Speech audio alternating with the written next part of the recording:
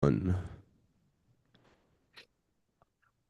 All right. Welcome back, everyone, to the Crypto Rundown, where we talk about everything that's going on in the great world of cryptocurrency and blockchain technology. From the fundamentals in the news to the technicals on the charts, we spend the time doing hours of research so that you all don't have to. And the best part about it is that we give it to you completely for free on here. All that we ask is that if you like the stuff that we're doing, if you like the content that we're making and the information that we are providing to you, consider hitting the like and subscribe button. And if you really like it, check out those links in the description down below and even leave us a review.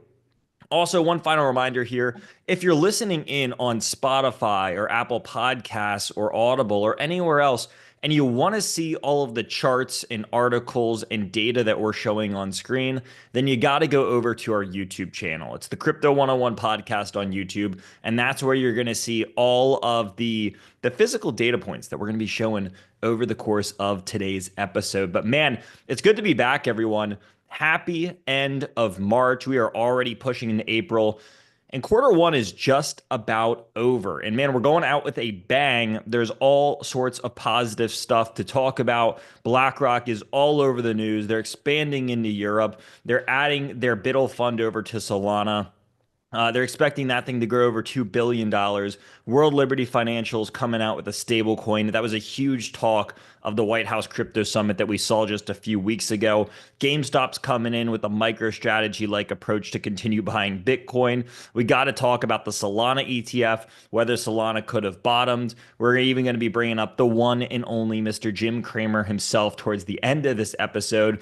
But I think the big thing that people want to talk about here, and the big thing that everyone wants to hear about, is what is happening with the price of the crypto markets. That's been a really, really big talking point. So we're going to talk about not only what's going on Bitcoin and some things to watch, what's going on in altcoins and in the greater macroeconomic environment.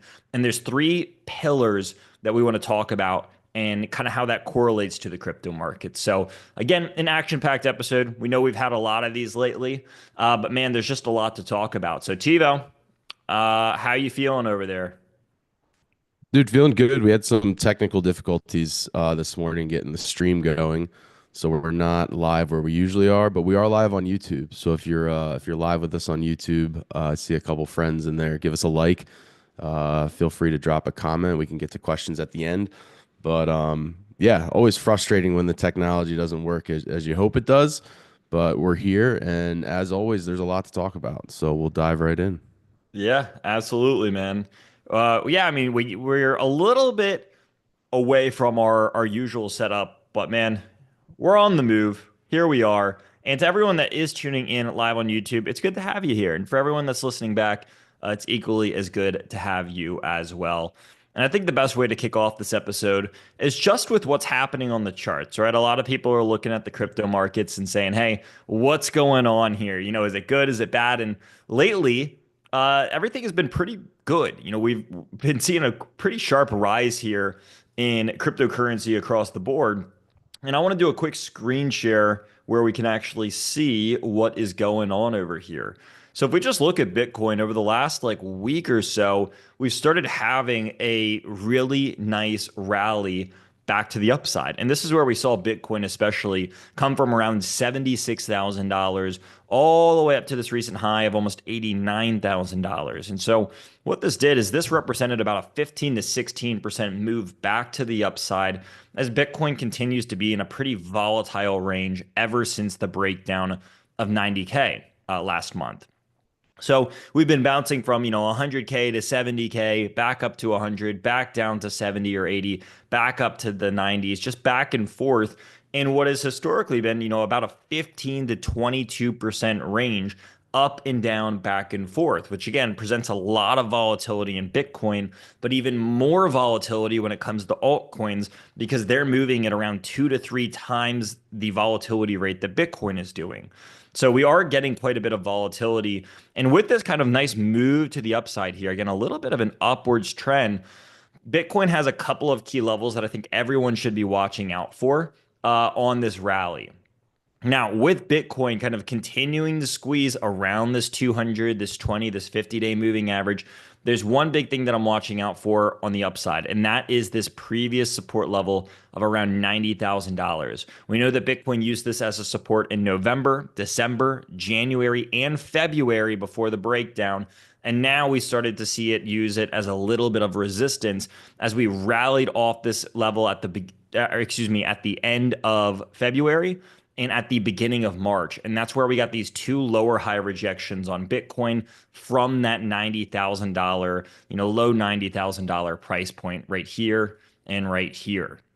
So now, as we're coming back into this level, we can say, hey, we know that this used to be a big support. It's very clearly now being used as a form of a resistance level. So as we're coming back into this area, I'm saying, hey, I want to keep an eye on Bitcoin right around the low $90,000 level if we can get up there, because we know that it's had issues with this in the past. Now, if we do get a sharp rejection here, then I'd say, okay, well, let's actually look back towards maybe 80K. And I think that's a very reasonable area to see Bitcoin if we do get a rejection, if not maybe even a little bit lower than that. So again, about $10,000 price potential in both directions. If we can crack 90K and not see a rejection, I think that we can go to 100. And that wouldn't be anything too crazy. But the volatility, while it has slowed down a little bit, these price ranges are remaining pretty steady. Again, double digit spreads here just about every week for Bitcoin, and for altcoins that is just exaggerated even more. Now, we're going to wrap back towards some of these altcoins towards the end of the episode, but just on the day here, we started, or I'd rather say on the week, we've started to see Solana have a really nice rally off this low from the middle of March, and it's up about 25% already. So it's kind of found some support at last year's bottom level. And this is where we saw Solana find the bulk of its bottom. And this is where we saw it pivot, a handful, almost half a dozen times just in 2024. And so now we're returning to kind of this 2024 consolidation area. And this is where Solana is starting to see a lot of love. And it looks like, hey, this could hold. But again, we're going to return back to this in just a little bit. Other than that, crypto markets are coming down a little bit today. I know Ethereum's down about 2.5%. XRP is red about 1.5%. A couple of the other altcoins are red anywhere from maybe 2, 3, 4%. But nothing too crazy. I think people are just waiting to see what's going to happen here. And one of the big things that I have seen here, TiVo, and I'm going to flash this up on the screen for us, is that crypto investment products reverse a 5-week outflow streak. And what this has done is added about $644 million in assets. And this is a big deal because now what we're starting to see, and we talked about this last week, is we said, hey, there's a lot of whales out there buying Bitcoin behind the scenes. There's a lot of institutional money that's starting to get back into this. And that was over a week ago that we were reporting on it. Well, here we are, fast forward a week later, we're a lot higher up than where we were last week. So, I'm not going to say, hey, we bring this to you early, but I'm going to say, hey, we're bringing we're bringing all this to you early. We told you all, the past 2 weeks, institutional money has been buying behind the scenes. Whales are secretly buying, and we've shown you the data for that. And as that has come out, of course, the price is going up and up and up and up. And we've seen hundreds of millions of dollars, if not, if we add them all together, billions of dollars started coming back in to not only Bitcoin itself, but also these ETFs from BlackRock, from Fidelity, from a few of these other players. And they're not slowing down as well. We're going to talk about what BlackRock and Fidelity's next moves are, because both of them are making moves to expand what they're doing in the world of blockchain tech and also in the world of cryptos. So again, I'm not going to spoil it too much, but they're not slowing down. Not only are we seeing massive amounts of inflows return, but we're seeing them kind of expand their operations, which is just a great thing to see because that just shows, hey, they're in this for the long haul. They're not going anywhere. They're actually still ramping up instead of slowing anything down. So it's a good thing to see. But that's the bulk of kind of the high level. If we're looking at just sheer price analysis, again, a couple of zones to target, a couple of levels to keep an eye on. but things are looking good here. And I think a big catalyst for this, a big reason for why really all of all of the markets have started going back to the upside has to do with the macroeconomic environment. And Tiva, what did you call this? You called it like the triangle of something? Yeah, it was the Bermuda Triangle between inflation, the Fed, and tariffs. Yeah, and we're seeing that fully at play. And I think that's the best way to describe like what we're seeing here. Now, most of us are familiar, if you've been watching the markets at all, they've been selling off since really kind of towards the start of this year. Earlier this year, we started seeing the market sell off, and it was a mix of all of this. We saw that people were getting scared about what was going to happen in the Fed. We had that, I'll never forget it. We had that crazy Fed meeting in December and then going into January where everyone was super hyped up. We thought that everything was going to, sail to new highs. We were going to get a good old J Powell meeting. And then he comes out and he starts just speaking fear, speaking uncertainty. And, at one point he starts talking about, hey, maybe we'll hike things. Maybe we'll talk about rate hikes. You thought we were going to cut? And that shocked everyone, right? Everyone was kind of caught off guard, and that kind of started the turbulence, like this fear around the Fed, what was going to happen with interest rates. That started leading into more fears. Hey, what's happening with inflation? What's happening with jobs? Then the tariff stuff starts coming out. Then the DeepSeek news, and it's just one after another. And we started to see the waters get more and more choppy, more and more turbulence in the air. And as tariffs started to ramp up, we saw the markets start to nosedive. And it wasn't just crypto, it was essentially all of the markets, especially these risk on markets like equities, stocks, and cryptocurrency.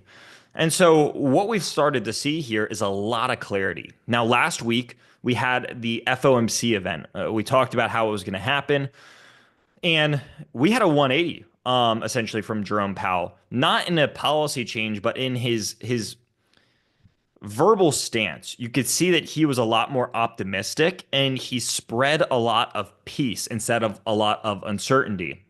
And what I mean by that is he came out and he said, hey guys, when we're looking at the kind of global landscape here, like we're actually a lot better off. People are talking about a recession and this and that. And he started giving data points to be like, hey, everyone, calm down. It's not that bad.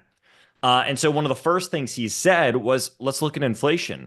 Well, he said, hey, we're still on track, even considering everything, to hit our 2% inflation target by next year. We're on track. Things are going right. And he was not too concerned about it. He's like, things are good. The next thing he brought up was jobs. People were like, oh, we're going to go into a recession. And he said, look at the job numbers.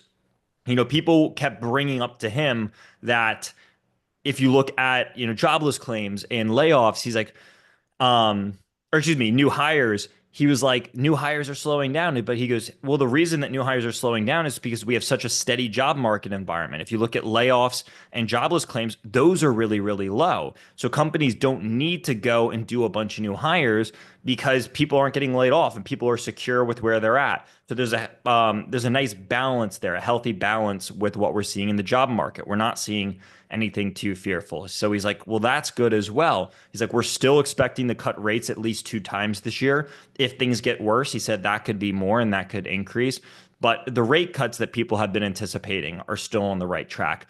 And so as people started to hear this stuff, they started to become a lot more bullish. And then the last thing, the final one happened over the weekend, Sunday evening, Monday morning.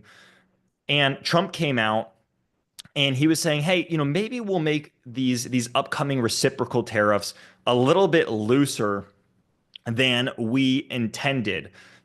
Maybe instead of getting more aggressive here, maybe we will be a little bit looser with the stance that we take to approaching this." And then that got people even more and more excited. And so what we started to see investors do, and again, I'll explain how this relates to the crypto markets, but what we started to see investors do is start to come back in. And enter back into the risk markets like crypto. And we started to see everything pump back up again because they're saying, hey, if jobs are fine in the US, if inflation's on the right path, if tariffs could be loosening up, if the Fed is speaking like they're in a more bullish, dovish light, then why are we so fearful? Did we oversell the market? And the response from investors was, yeah, we oversold the market. Now, with all of these things kind of considered in this new light, the markets deserve to be higher. And I think that's why we've started to see a shift back to the upside here, as crypto has been pretty closely correlated to the traditional equities markets, right? And so now, as we're moving back up, people are starting to get excited. And Tivo, I'm going to pass it off to you because I know I'm monologuing and I'm ranting here, but I'm excited because I've said this and I stand by it that as the FUD starts to dissipate, as a lot of this macroeconomic uncertainty starts to become a lot more clear, as it starts to go away, I think that we are in for a just ripping back to the upside for just about everything, especially when it comes to a lot of these core cryptos that have been bogged down. I think that we are going to just see a lot of upside potential. And we got just a taste of that, right? We're not saying we didn't get any guarantees. It was like, hey, tariffs might loosen up. The macroeconomic environment looks a little bit better. Like we're on a healthy place. And the markets just started sailing back to the upside. And so I think as this really starts to go away, as we get confirmation of this data, I think that we have the potential to go and do that. Now, who's to say? Again, is it all over? Is the guaranteed bottom in? Can it not get worse? No, right? That's why we're saying, hey, we're waiting for confirmation. But I think that when we do get that, we have the potential to go soaring. In fact, they just had an interview, TiVo, with the guy who originally brought Dave Weisberger, the guy who originally brought algorithmic trading to the stock market like 35 years ago. And he was saying the same thing. He's like, this is a short term thing. It's a bit of an overreaction. As this goes away, he was saying, hey, I think Bitcoin can go 240, 250, maybe even $300,000. And he's saying, I think that we do have a lot of room to the upside. And it wasn't just limited to crypto. He's saying, all these risk assets can recover. And he kind of believes that, hey, we can see quite a bit of upside as well. And so, again, never legal, financial, or tax advice, but I do think that there's a solid argument to be made here. Again, not saying that the bottom's in, but I think as this stuff starts to go away, it's hard to be bearish on, yeah, it's hard to be bearish on the markets if it does go away. Yeah, for sure. I nailed the call of the Bermuda Triangle of uncertainty. I'm pretty proud of that because I saw it. I definitely saw it coming down the pipe. It just seemed like a layup, and it stems from back what we said when that December Fed meeting, when basically we were all coiled up, kind of the Trump pump had plateaued a little bit up at the top, and it was more uh, waiting for the Fed to not even cut or do anything, just to do nothing really, and then everybody was positioned to do that Santa Claus rally, right? The 2 weeks into the end of the year. And we've brought it up several times this new year because me and you were on the wrong side of that one. But nobody knew, nobody like him talking the markets down like that, like saying like, oh well, if we need to cut, or if we need to raise, we'll raise rates, was so unnecessary because and I think he's done a great job, this last time of just going with the data. And he always said that, but the market freaked out when he said, yeah, if we need to raise, we'll raise. But that fueled kind of, this is my opinion, but it fueled the fire around kind of not inflation data, inflation expectations. And so we didn't have this in the sheet, but when we were talking about this, it came top of mind because I've mentioned this before. And so this is the University of Michigan, the UMich, inflation expectations by a party affiliation. And this is over the years, this is a reputable survey on, a bunch of, consumer sentiment surveys. And so this is the inflation data by party affiliation. So you see the blue line here is Democrats. And so this is a yearly or multi-year chart. So if you go to 24 here, you see just like inflation trending down, trending down, trending down, trending down. November 2024 right here is election day, its lowest point. And then, Trump wins the election and now inflation rockets. Inflation expectations rocket. And then again, this isn't a one-sided political thing. Yeah. Same thing with Republicans, right? It's steadily coming down, steadily coming down, steadily coming down. Election day, inflation's gone. Inflation no more. And so if you reverse it and take it to the means, right? Like these lines were trending in the right direction, basically. And what the data is showing is inflation is slowly trending down. So if you take away these ridiculous moves in both directions, that's this is where inflation's going. It's trending down. And so when Powell said that in December, it freaks everybody out. And then the news just takes hold of these surveys all the time, and that's where you get those headlines of the White House is planning to drive the economy off a cliff, and tariffs will cause X amount of percent inflation, and it's all headlines. And again, not to say that it isn't true if things happen to shake out a certain way, but I think it's a lot of this type of media and narratives that we consume on both sides are strictly Yeah. one side, whether you're pro or anti, this political party, or pro or anti this political party. That is now assuming your narrative. And with inflation, you just have to look at the data. And the I guess the sad part about it is the data is backdated, right? So you're constantly getting PCE and those numbers that we mentioned on the show, around inflation, but you're getting them kind of looking back. So you have to wait for that true data to come in, whereas these surveys come out and the media runs with them.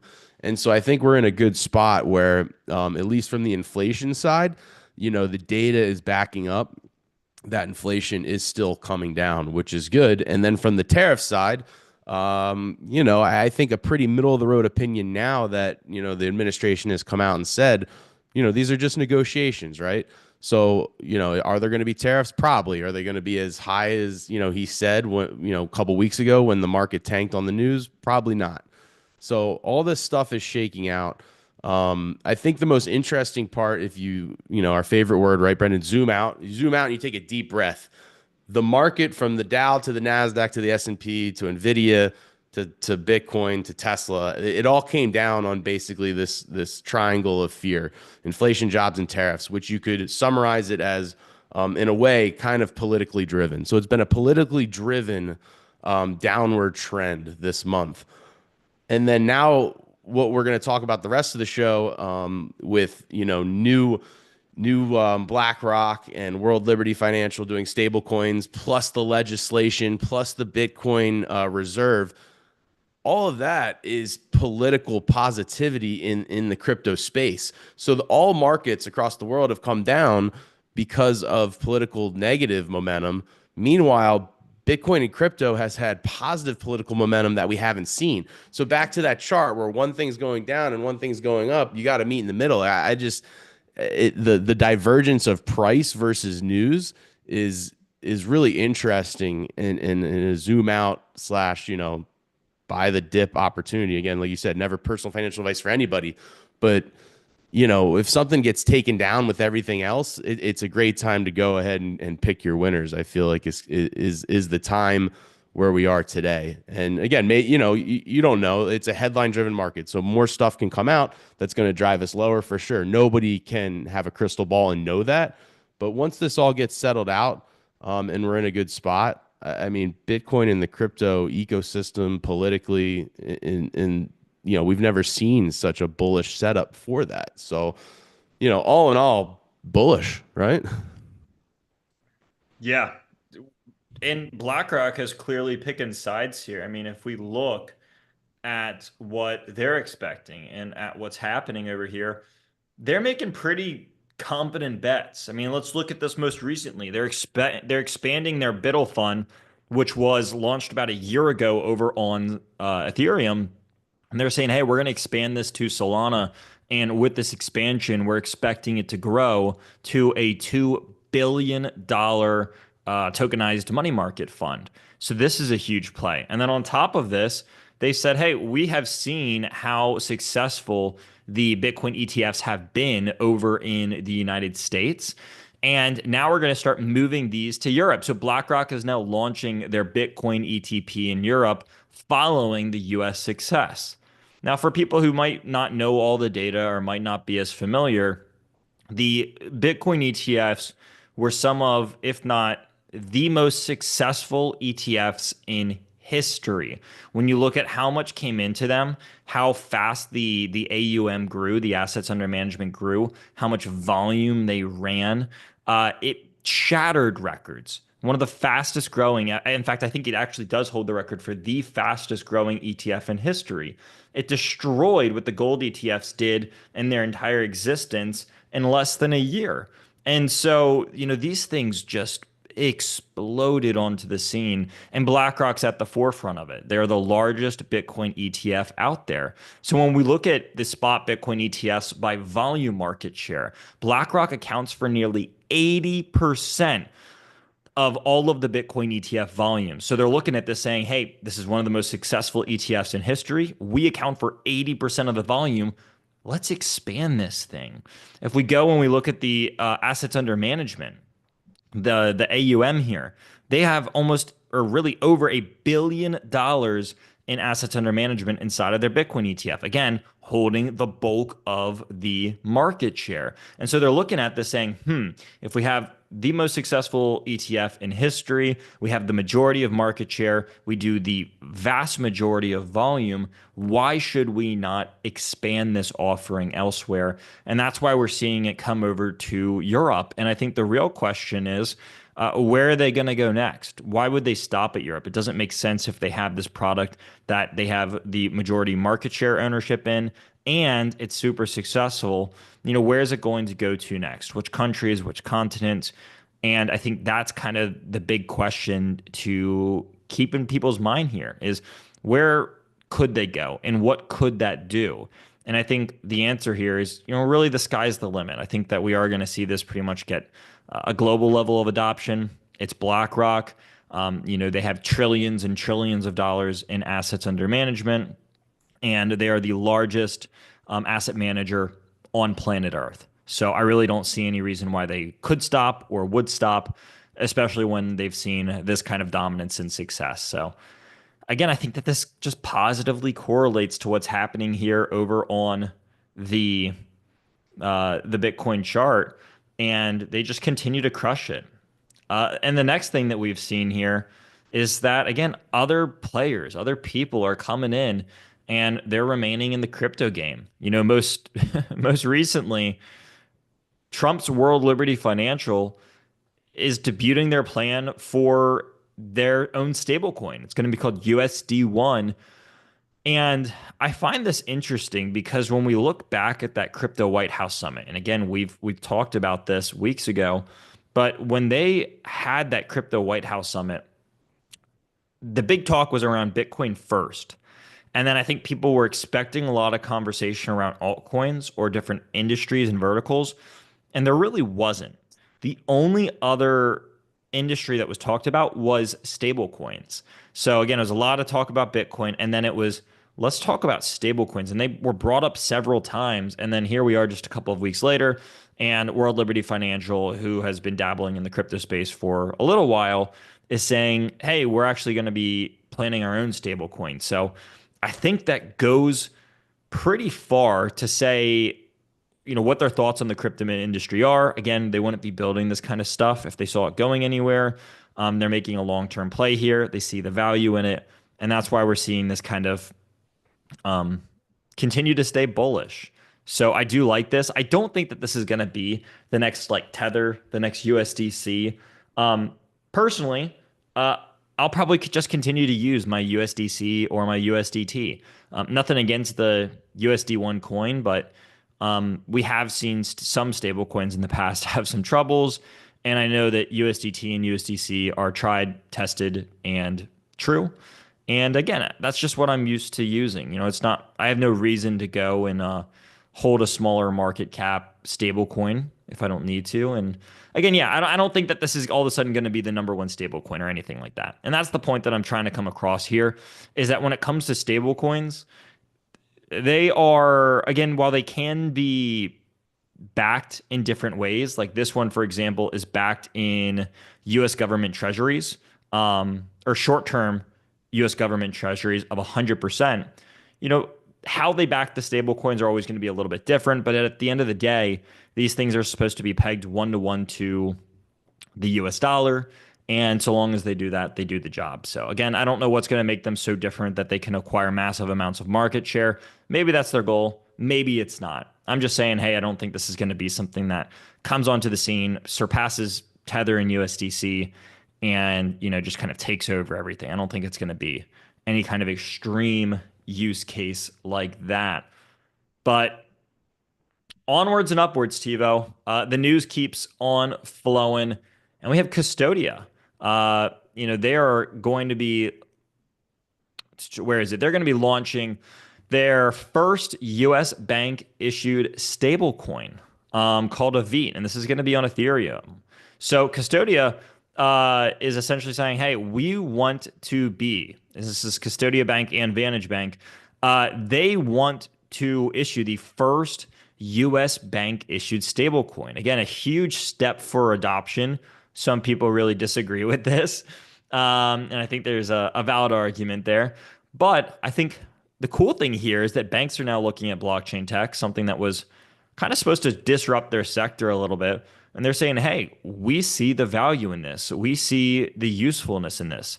And again, stablecoins have been and will probably continue to be a huge part of the conversation. I expect this stablecoin talk and hype and adoption to continue to increase. And with banks doing this, they're probably saying, "Hey, we realize that we can do these cross-border transfers, cross-border payments. We can do all of this at a fraction of the cost in a fraction of the time, and we can utilize blockchain stuff for this or blockchain technology for this." And maybe this makes some people out there because there are blockchain projects who specialize in doing that. But I think what we're starting to see is that a lot of these projects are just saying, hey, we'll just do it on our own. We'll have our Mhm. own Solana based project or Ethereum L2 based um, project, and we'll just have our own. We'll create our own and we'll just do it ourselves because it's not like it's something that's hard or complicated. If you look at most modern day blockchain technology, you can make these transfers instantaneously, like right, in a second with almost no gas fees, right? And that's just the reality is that most modern blockchains can do that. And people are just saying, hey, they're so easy to create now. I mean, look at pump.fun. That's not anything special, but they're saying, hey, you can, with a few clicks, you can create something on Solana. Imagine what these banks can do with a little bit more money. And they're able to do all this stuff themselves and do all these different kinds of payments and all that. So, um, I want to go back to the original point, which is again, the banks see value. These institutions, they see value and they're utilizing blockchain technology more and more. We've seen it with Franklin Templeton on Solana. We've seen it with BlackRock on both Ethereum and Solana. We're now seeing it with banks. We're seeing it with World Liberty Financial. And of course, there's been all sorts of reports published by a lot of these big players like JP Morgan, Citibank, Bank of America, obviously BlackRock, Fidelity, and a lot of these other players talking about the future of blockchain technology and their plans to integrate it, their interest points. Mhm. And a lot of that is around tokenization and RWAs. So I don't see this stuff slowing down. I don't see it No, slowing down, TiVo. I got a question, more of posing a question because I'm definitely not an expert, but a lot of the talks around stablecoin coins coming out of the administration was, helping, keep the dollar, dominant in the Yeah. world for trade. And I think it makes sense on paper, but like what, just throwing out an idea in the sense that everybody wants access to the US dollar. I think a lot of people that live in America, myself included, as much as we might complain about the banks and interest rates on your savings account, et cetera, it's like, well, at the end of the day, we do have one of the best financial systems in the world, if not the best, even though, there are tons of issues with it that we want to make it better, faster, and more accessible to the average person. Somebody in different places around the world, you know, can get their money taken away just like that. So access to the U.S. dollar, especially with inflation, is something that is appetizing to the rest of the world. So just an idea with trying to build out stable coins for that reason, but also all these tariffs and trade wars. Um, we've talked about BRICS on the show, right? And them kind of creating their own way to do trading and whatnot is something that I'm wondering if this gets implemented over the next couple of years. Like, hey, there's certain tariffs on your country, but you can settle your trade in this stable coin, this US based stable coin, and get a percentage off, or maybe there's no tariffs if you do the trade in this type of stablecoin. I don't know, just thoughts as we continue the innovation. Um, you look if you continue the innovation to possibly be able to, you know, again, usher in the future of finance through, blockchain, which is what we're trying to do. Um, so if we're moving on, I guess the enough stablecoin talk for today, but something to keep in the rearview mirror as we move forward is more Bitcoin news. So I think Brendan might be back with us here. He dropped off the stream, but I think we got him back. We're moving on to the GameStop news. Brendan, are you with us? I'm with us. I'm with us. All Yeah, right, there we go. Well, dude, a day of technical difficulties, but that's okay. We move on. now So we're if let me see, replace the current share and go to here. So big news last night. We didn't have it originally in the sheet, but we woke up this morning and saw that GameStop has announced that it is going to start buying Bitcoin and add it to the treasury reserve asset. This is something that has been speculated now for months, really. And then there was the famous, X picture of Michael Saylor with the GameStop CEO, and they finally pulled the trigger and did it. So there weren't any specifics on how much. I know Michael Saylor posted a post this morning. It was a poll. It was how much Bitcoin does GameStop have to buy for the community to respect them? And it was like, 50 million, they're just LARPing up to, billions and billions, I forget the exact number, like the king of Bitcoin adoption uh, type thing. So I'm sure that poll actually let's pull it up because it was pretty funny. Let's go right here. We can do live. Here it is. What's the minimum amount of Bitcoin that GME needs to buy to be respected? King move, 3 billion plus. They can be in the Tesla tier, the MSTR starter kit, or just LARPing. That made me laugh. But GME is on the tracks. And then another thing was Jim Cramer here. So Cramer did talk about this on his show. He's months ago or whatever. It was like, oh, GameStop should just buy Bitcoin, and it'll rally the meme stockers to pile in. And so he did it. And then here's the CEO of GameStop, Ryan Cohen, saying no because he's afraid that the Jim yep. Cramer hex has been put on him. But yeah, another company diving in. I know we've seen a lot of, there's a lot of companies now, whether it's, the Rumble, the video company doing small amounts. A lot of the miners are jumping in and doing, different amounts and whatnot. So it seems to be catching on. I don't think anybody's done it. Obviously, not as big as MicroStrategy. It'll be interesting to see kind of the first one that makes a big splash and buying a bunch. But what are your thoughts on GameStop? Yeah, I mean, listen, we've talked about how companies are going to look to add Bitcoin to their balance sheets. And I think that this is a trend that just continues from here.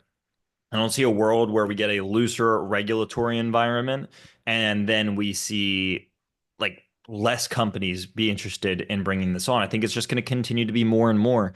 So again, we saw Microsoft voting on this at the end of last year. I think we're going to see a lot of other companies start to look at this as a viable option. I'm not going to say it's going to be nearly this aggressive or this kind of MicroStrategy like approach, but I do think that there is a world where we start to see companies accumulate, 1, 2, maybe 5% of uh, of their balance sheet in something like Bitcoin, right? Of their available cash. And I think that that is a very, very reasonable thing to see, especially when you look at its past 10 years of performance. Now, I'm not saying that this is going to be the case for altcoins, right? I'm not saying that, hey, companies are just going to start buying up altcoins left and right. I think it's probably the case where we keep this exclusive to Bitcoin, but yeah, not shocked. And again, I think more companies are going to look at this as a very, very viable strategy moving forward. Granted, a lot of them are probably going to be in the LARP starter kit or whatever it was called. Yeah, I agree. But hey, dipping the toe in the water Yeah. before you can jump all in. So again, just more and more positive news flow, and continue with the positive news flow. Solana ETF officially filed Fidelity, so they have their 19B-4. We'll throw it up here. Officially filed. Um, Again, just more bullish news, slowly moving forward.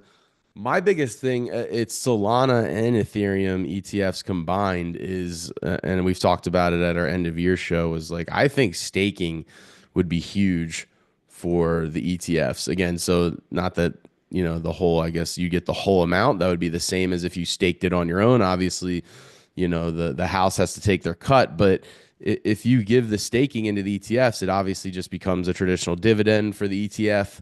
And then I think that opens up a lot more opportunity for, people that might take a look at it just because they see the dividend. And also, I wonder if, there's a lot of dividend investors, like the dividend aristocrats ETF and stuff like that, part of the makeup of what allows them to buy a stock is if it has a dividend or not above a certain percentage. So something to keep an eye on. Very exciting news flow and positive news in the crypto markets, which again has been contrast to the macroeconomic trend of just whether it's tariffs, inflation, or whatever. So, hope you enjoyed the episode in the sense that we could give you some light in some seemingly the dark tunnel of macroeconomic news, but crypto's bright. And I think to end on a fun note, Brendan, I know last week, I think it was after we were done recording, um, I messaged you. I was like, hey, I know you always have, dates and stuff that you mark on your trading view for, trends and historical patterns. And so I asked you to I asked you to mark the Solana ad. So last year we talked about the Solana ad and we said, hey, maybe this is the type of funny, memeable, bad news on the downside that might mark a local bottom. So walk us through what you're seeing. Well, it very well could have. Again, no guarantees here, but sure enough, you said this, so I put this little I put this little notification on my chart over here. And ever since then, it has been going up and up and up, and Solana has been recovering. So I'm gonna leave this little note here talking about the Solana ad down here. I hope that this is the bottom. I think it could be so funny. It would even it would be even better if we were the ones to call it and say this is the kind of thing that we see being just like one of those ironic market bottom moments. In the same way, when you see Coinbase as the number one app on the App Store, we're like, oh, the top's in. Well, this is kind of the inverse of that down here. So, I mean, so far, Tivo, this looks nice, right? I mean, again, we've talked about Solana. It's bottomed out over here so many times. In 2024, it found support down here in March, in April, in May, in June, in July, in August, in September. And so now we're coming back to this. And look, it's bouncing. It's seen support ever since the Solana ad. So I know that they launched it. There was backlash, then they took it down, but maybe it was a net positive. Maybe it was a necessity in order for us to actually find a bottom. And we'll keep tabs on this. We'll make sure that we continue to watch this closely, but it is pretty funny. Yeah, just another thing to keep on the charts. And as we move forward, we're long term investors. We have a long term view, but that's what we do every week here to try to keep you up to date with the news, whether it's the macro or the specific crypto stuff. That's what we do every week. So we appreciate everybody who comes every week. Again, I always say it, especially since the recent price action, we've got a ton of new listeners, which we greatly appreciate. So keep on coming back for more. And, we're always checking out the comments. So if you have questions or ideas for segments, throw them in there. But been seeing a lot of positive interactions, both on YouTube, Spotify, and Apple. So thank you guys. Yeah, couldn't agree more. We appreciate everyone coming in here. We love doing these episodes, even when we're having a little bit of technical difficulties. So, thank you everyone for for staying in there with us as we work through them. Again, plenty to talk about, especially as we bring quarter one to an end. And when we do this next week, it's going to be the first episode of Q2 2025. And we're sure that there's going to be just as much information to break down and talk about. So thank you all for tuning in. Of course, if you like the episode, make sure you hit that like button, you hit that subscribe button, you check out some of our other resources as well. We have all sorts of great content that is going up on our YouTube. If you're watching from another platform, on YouTube, we do all sorts of podcasts, more market updates just like this one. And then, of course, a lot of tutorials. We understand that a lot of people want to learn. So we walk you through some of the best crypto platforms and projects and exchanges out there. And again, just a great place to learn a little bit more about the space. So thank you all for watching, and we'll see all of you at the same time, same place next week.